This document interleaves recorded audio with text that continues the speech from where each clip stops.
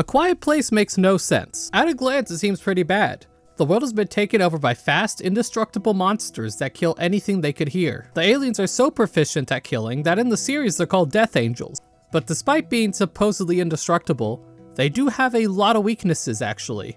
Weaknesses you can exploit and that humanity can easily use to remove them from the planet. Maybe not easily. Nothing's really easy when dealing with indestructible aliens, but not impossible.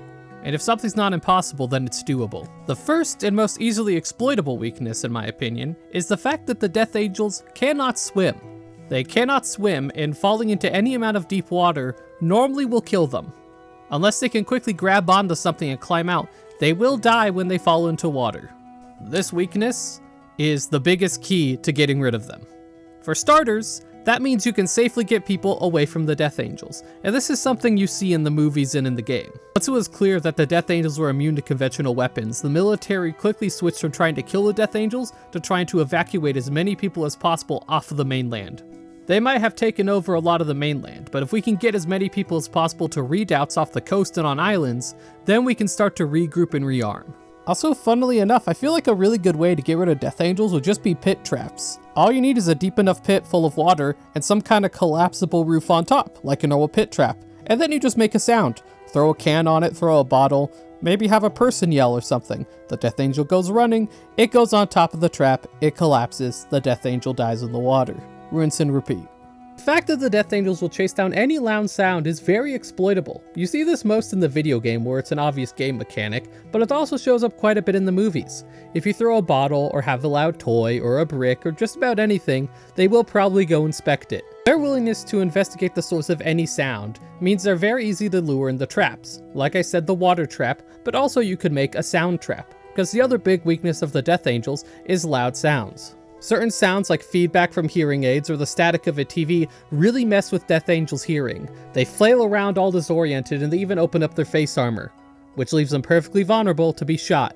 The fact that this weakness was never discovered by the military or anyone smart is quite baffling considering that these are sound-based creatures. Someone should have thought to do a sound attack. But I'll also admit that the Death Angels appear to have made society collapse very quickly, so maybe no one really had time to do much experimenting. That's where the island plan comes in. If everyone's away on islands, safe and sound, they have time to rearm and to create sonic weapons that would go against the Death Angels.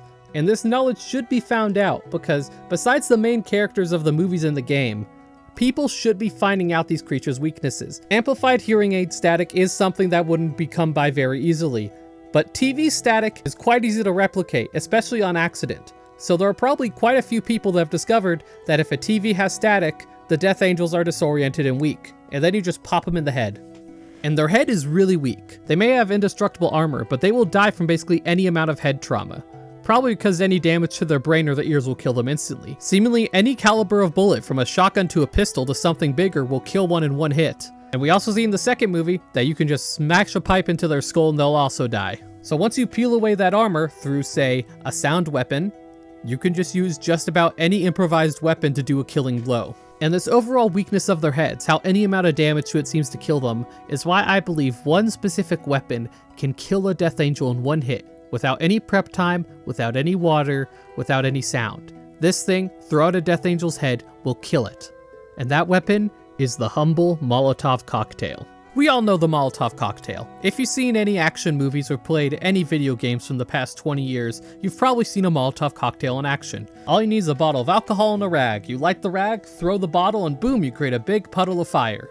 But here's the neat thing about Molotov cocktails.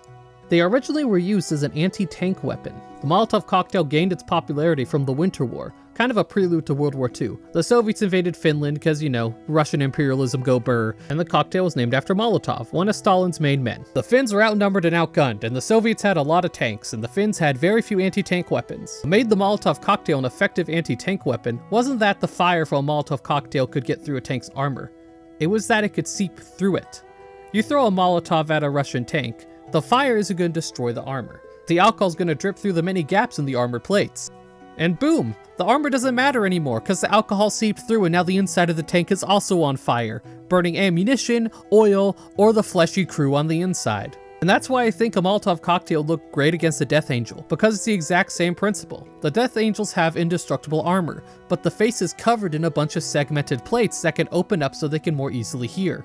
The segmented plates are gonna have gaps. I doubt those gaps are water type, because Death Angels are not from a planet that had water, and they seem to die if they come in contact with water.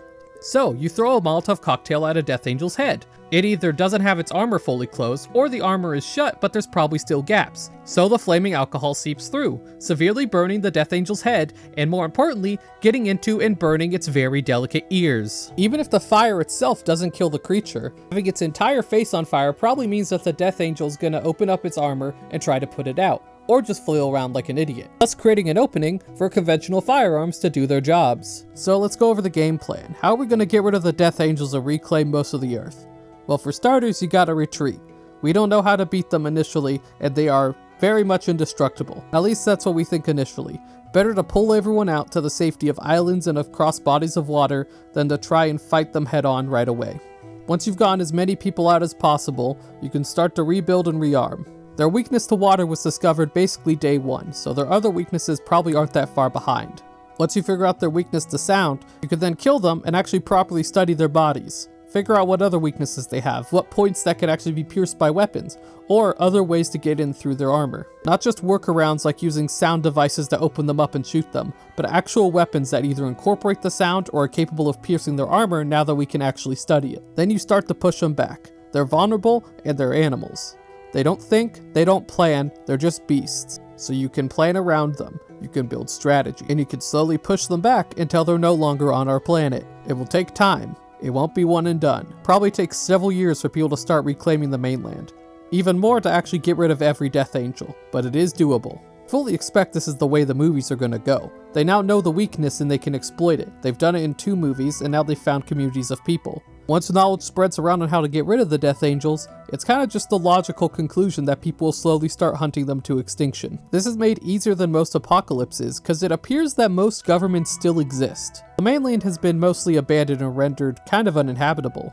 You could see in both the games and the movies that the US military pulled out pretty quickly. They're probably stationed in Hawaii and island bases, and I'm guessing a lot of the government evacuated too. This doesn't just apply to the US, but a lot of other countries. Some countries might be lucky. The UK and Japan are islands. Maybe no Death Angels landed there. And I'm certain no Death Angels landed on places like Hawaii, because just statistically, there's so much more water than land.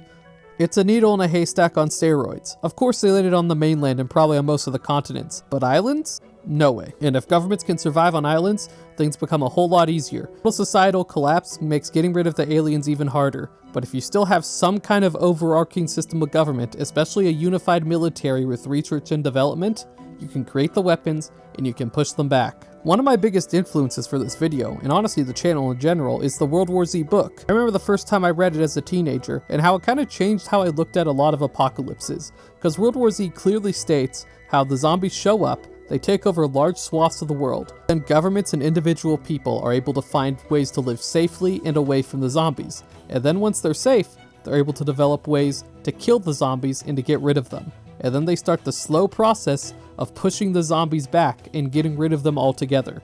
That's why it's World War Z, because it's a world effort to get rid of the zombies. At first it's bad, everyone's running and you have to get to safety. But then once you are safe, you can build weapons, change your tactics, and slowly get rid of them. And I think the Death Angels are kind of the same thing.